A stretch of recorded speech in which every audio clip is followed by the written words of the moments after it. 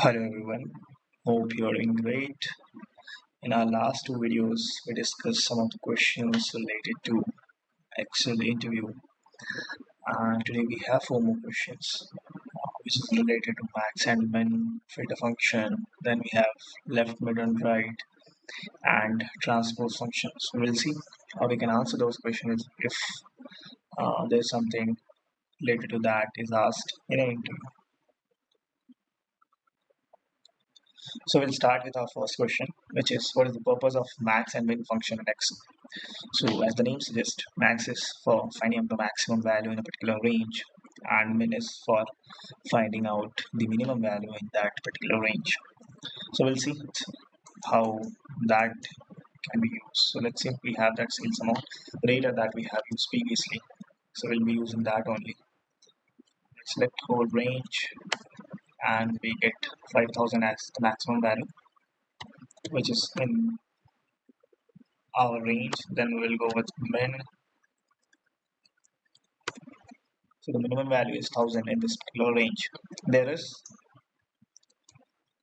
it can be used in other way as well. Like when you write max or min formula, you'll see it asks us to give the number. So like either we can give a range or we can just give some number. Like let's say I'm giving some random number. So it will give the maximum out of that. And same goes with min also. So this is something that we can do with max and min function. The next one is filter.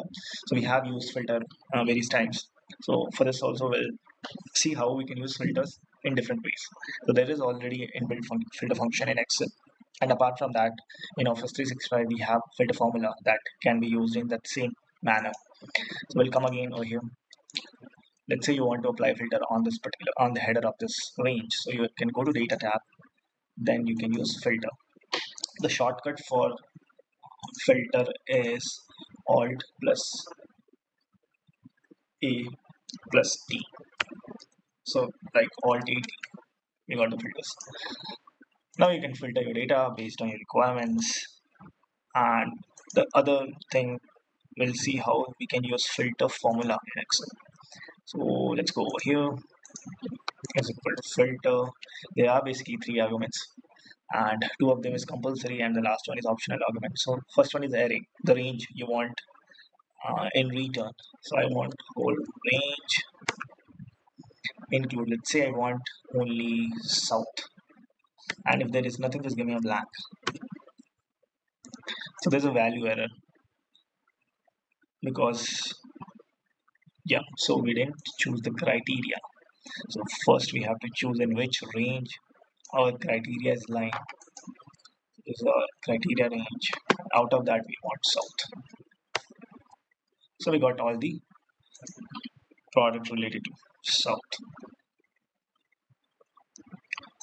And the next function is left, mid, and right. So the left, mid, and right is just for the purpose of extracting some characters from a particular cell or range of cells.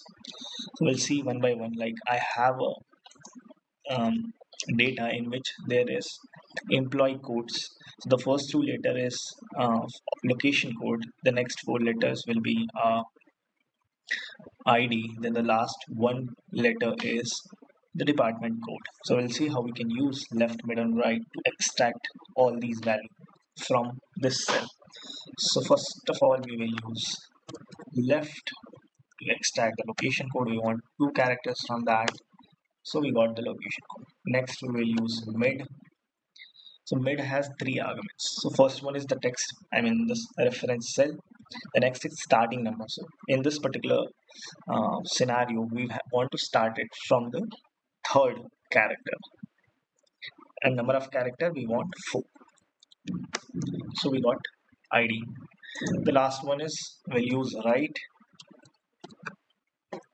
And I think we have something like now it will be visible. We want only one character from the right. So we got department as A. Now we can just select all the cells and we can drag it down. So we got it for all the other cells as well. So this is how you can use left, right, and mid function. The last one is transpose. Transpose is basically used to convert rows into columns and columns to rows. Just let's say we want these department columns in different columns.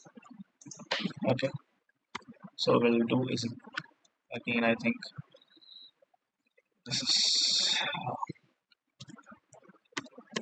transpose. This is an array, so this converted into different columns. Now let's say, yeah, this employee code, location code, and ID department we want in one single column. So is equal to transpose. We'll select this range. So we got this in one column. So this is how you can use transpose function.